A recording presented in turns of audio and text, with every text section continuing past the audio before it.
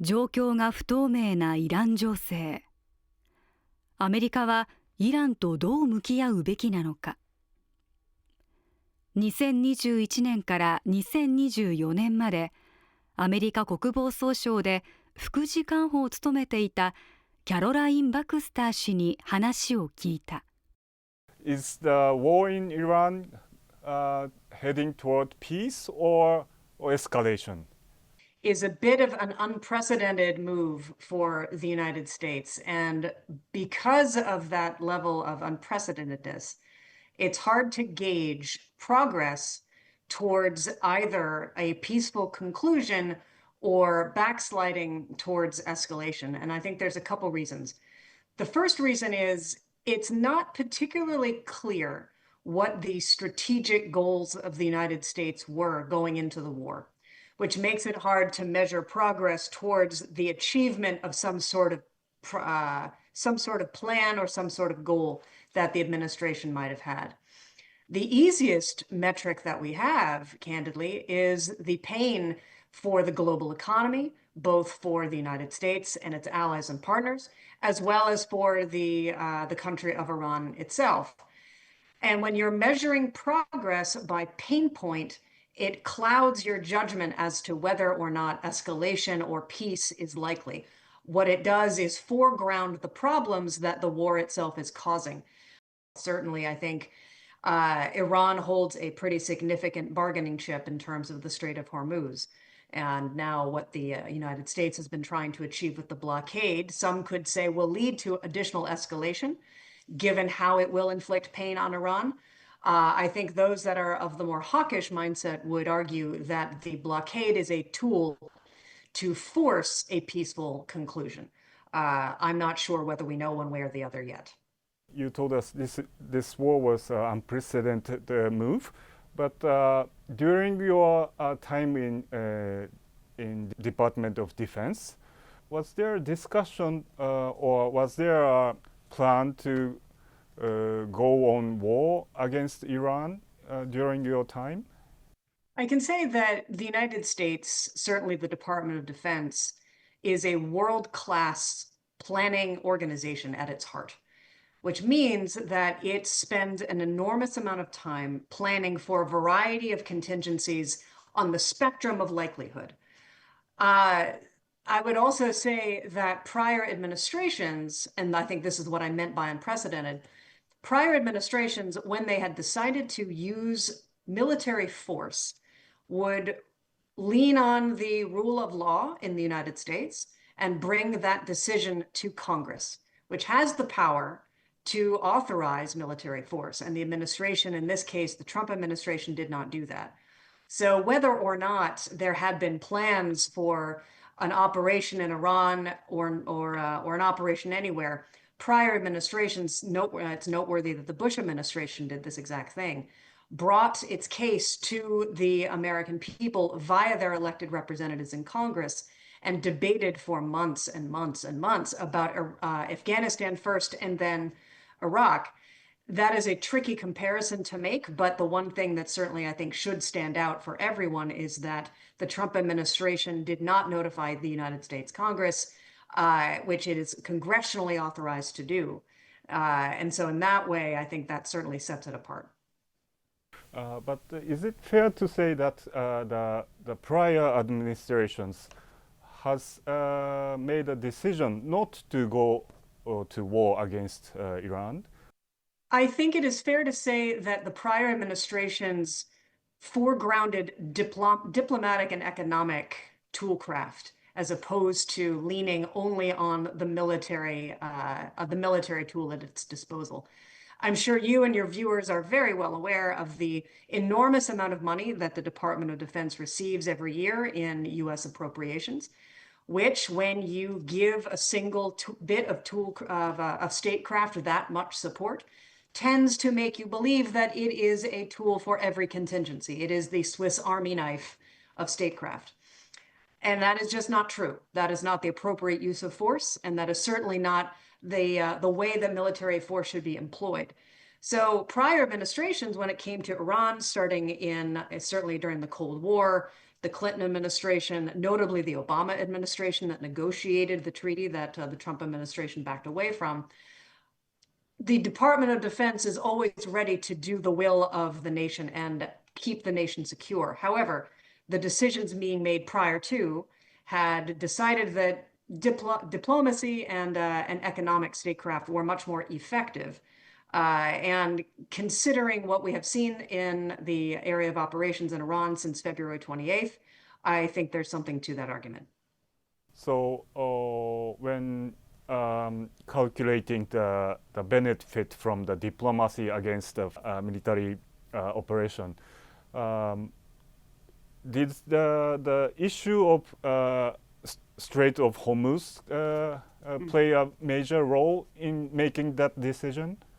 Keeping the Strait of Hormuz or reopening the Strait of Hormuz as a free international waterway is a critical goal.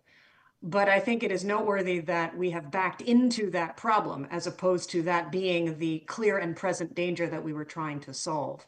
The actions through the campaign created the bargaining chip now that Iran is using. And now the tactical and maybe operational goal of military force is to forcibly maintain that strait to stay open for transit. And this is, I think, something that's worth taking a brief moment to reflect on, considering the Trump administration's own national security and national defense strategies themselves, both of which tried to walk away from the Middle East as being the theater of greatest importance. 20 years of constant conflict in Iraq and Afghanistan were exhausting for the United States, both for the taxpayer and for the military forces itself. The Obama administration notably tried to pivot to Asia during the 2 years that the president was in power. And then the Trump administration, the first administration, had a hard to follow, frankly, foreign policy. And then President Biden comes into office and tries to sort of stabilize the international order. So when President Trump took office again for his second term, it wasn't that much of a surprise to foreign policy watchers in the United States that the national defense and security strategies made the Western Hemisphere the priority theater. You can very reasonably dispute the language in there, the rationale, the idea of resurrecting the Monroe Doctrine, but it was very clear that what the president was saying was, we're trying to stay away from getting entangled in the Middle East. And yet here we are again. So judging from the administration's own language, this war of choice in the Middle East doesn't seem to execute the plans that the administration itself had put in place, certainly not the way that I think they had envisioned using military force or the armed forces. I see. So you don't see the coherent strategic foreign policy in this administration? Not with this particular move. No, I do not. The president came into office again with the Make America Great Again chapeau, with the idea of strengthening U.S. domestic resilience and certainly, righting the United States economy, bringing down inflation. A lot of the problems that the Trump administration wanted to solve are being exacerbated by the conflict that it chose to engage in Iran. It does not seem to clearly execute the visions of the defense or security strategies. It's maintaining a very high rate of inflation. It's making jet fuel for the military much more expensive, given how it is pegged to the price of a barrel of oil. And so kind of any way you look at it, it doesn't quite seem to fall in line with the goals that the administration set out to achieve. Now, if we layer on top of this the upcoming midterm elections in the United States, people far more involved in domestic politics than I could speculate that the reality of domestic politics will slap the administration in the face when voters go to the polls in November. They are seeing the amount of money that they're paying at the gas station eat away from the money they have for groceries, which is also high, which is eating away from money for childcare, and those compounding problems are going to make it harder for the U.S., the Trump administration to sell the war to the American people as something of vital strategic interest. This war had effect on American allies like Japan. on the view of United States. The United States suddenly became very oppressing in a way. And the image of the United States has changed dramatically after this war, I think. Could you explain to us the implication of this war in the international politics? I think it's deeply consequential for a variety of reasons. One, and in no particular order, one, the rhetoric of the Trump administration castigating NATO allies for failing to help them in the conflict and certainly help them with the blockade. The line that NATO did nothing for us anyway, which completely hand waves away the fact that the very first time, so far only time in NATO's history that Article 5 was invoked was after the United States was attacked. So those in NATO who are living through the ramifications of an unstable US ally are not going to forget that anytime soon. And so anytime in the future, the United States will need to call on NATO for either military reasons, political reasons, support of any kind, is going to require some real diplomatic maneuvering to settle fears that the United States is going to revert back to where it was. Pivoting to Japan, obviously the comments that that President Trump made in the Oval Office to Prime Minister Takaichi about Pearl Harbor were absolutely egregious and did absolutely nothing to assuage fears of, I would assume, and you can tell me if I'm wrong, the Japanese public, that the United States was not really invested in Japan's security or safety, which has been, I think, a cornerstone of the bilateral US-Japan alliance since the end of World War II. And given the incredible importance of Japan to the United States economically, diplomatically, but also militarily, the bases that the United States has on Japanese territory was, I think, a pretty big slap in the face. It is irrefutable that the American way of war depends upon speed and mass, which means we need to get people and things very quickly to very far away places. We cannot do that from the United States. We need partners to be able to magnify our presence and host us. So for the president to say such a thing to an absolutely vital ally for that particular part of U.S. statecraft, I think was well, talk about unprecedented. That was yet another unprecedented problem. And I know that for countries like Japan and South Korea, who are deeply dependent on energy imports, anything that throws off their ability to remain resilient and secure, which Japan has written down in its national security strategy as a major pillar of how it views itself on the world stage, then that is additionally a pain point that seems completely unnecessary when, again, the rationale for the war was never quite justified, it was never quite explained, and the end point is nowhere in sight. I think one of the most remarkable things about the US's allies has been their ability and willingness to stick with the country so long as they believe that it's worth it. And the Trump administration, I don't think, has done a whole lot to convince its allies and its partners that this conflict that it is engaged in Iran is not only worth it for the US, but also worth it for them. And so the consequence of this over time is going to be a much more fractious alliance in Europe, harder bilateral agreements between the US and South Korea and the US and Japan, and consequently will be a bit kneecapped going forward in terms of having the kind of coalition that, frankly, I think we've gotten very used to and have taken for granted. This policy of blockading Iranian ports by US Navy. How do you evaluate this kind of policy going forward? The Iran and the United States appear to be engaged in a contest of who can absorb the most pain. So I think the other thing about the blockade that's important to remember is that, from my perspective, as someone who's been in the Defense Department and the defense sphere for a while, I think the biggest takeaway of the war so far is that overwhelming conventional military force is no match for asymmetric denial, meaning the United States has thousands of troops billions of dollars of military hardware deployed to the region, many of which, I hasten to add, have been pulled from other theaters. And yet, while it has achieved great tactical victories, you can argue, it has achieved nothing strategically.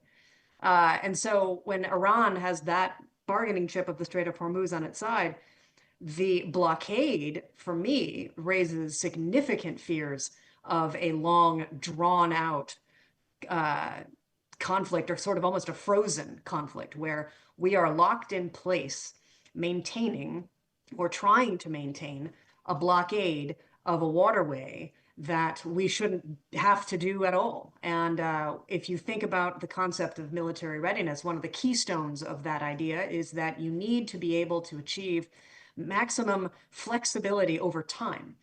And the assets that we have in the region right now were pulled from PAC Fleet. They were pulled from the Indo-Pacific. They are pulled from other regions around the world. And not only are we running low on ammunition and fuel, but it will take them a very long time to transit out of the region and go anywhere else.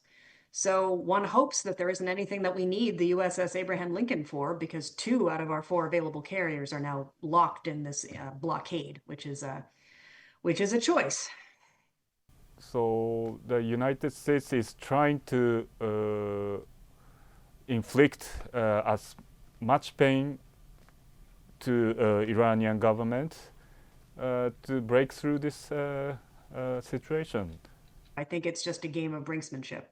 If we can prevent you, Iran, from receiving any goods and services that you need to maintain your population, then you will cry uncle first. And we, the United States, have enough manpower and personnel and stick-to-itiveness to outlast you. And our pain we can tolerate for longer than you can. And candidly, I don't know how accurate that is. A lot of the naval assets that we have in the region have been requiring maintenance for a really long time. One of the carriers that we're sending there, I think the Eisenhower, was due to retire. And we pulled it out of retirement to be sent to this area. We have bombers, we have drones, we have all kinds of things, ground forces. There are still tens of thousands of families in the United States whose sons and daughters are now engaged in what could be a very, very long military operation for kind of hard to understand reasons. And that causes its own kind of pain. That causes political pain. That causes certainly some degree of economic pain.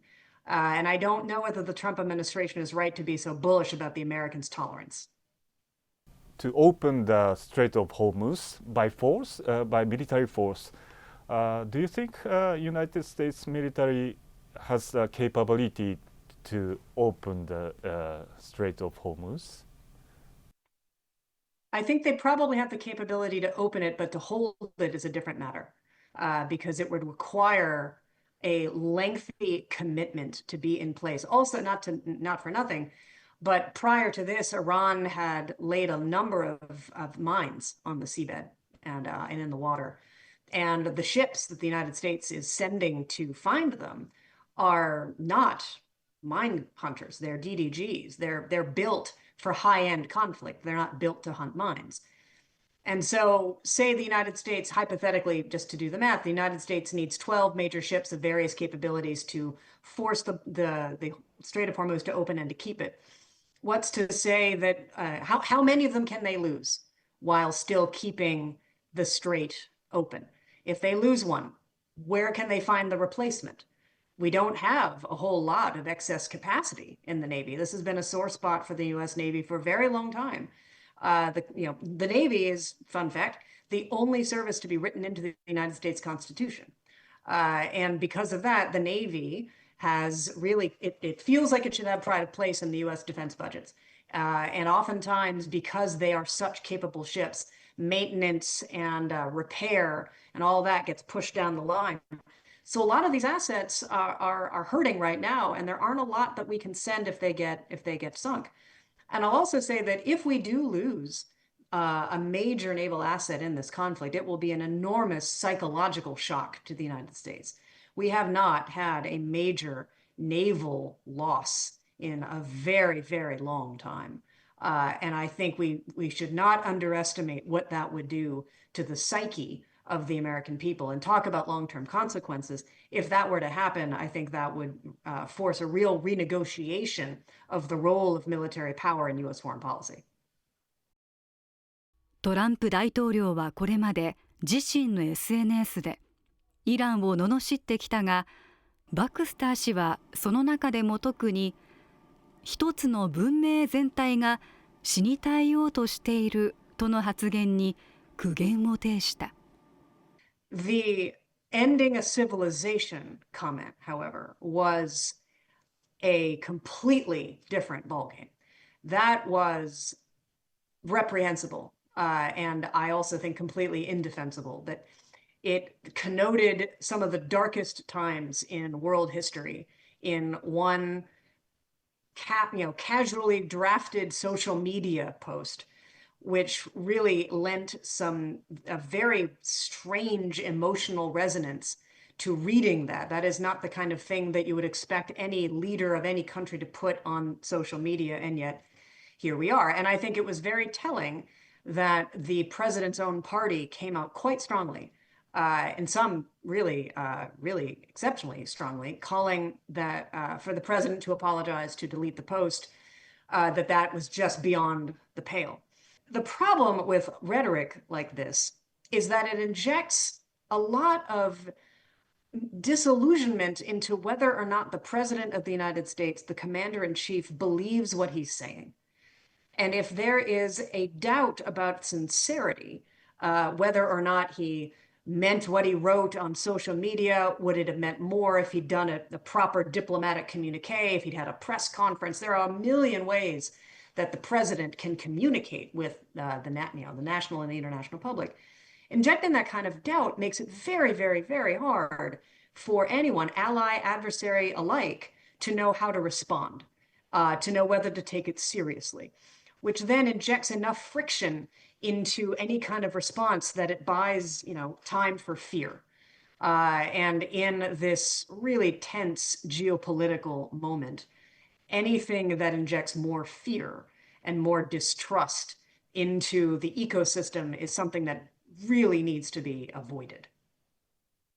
Well, I think now is a very good time for very smart people to scan how this administration has been conducting itself and see where there could be tweaks made, not in a political sense, but if we wanted to make it harder for any administration in the future to embark on a war without acknowledging the role of Congress, what can we do to make sure that doesn't happen? I think there will be good lessons learned to make sure that any administration after this executes the vast power that the United States has to the maximum benefit of certainly our allies and our partners around the world.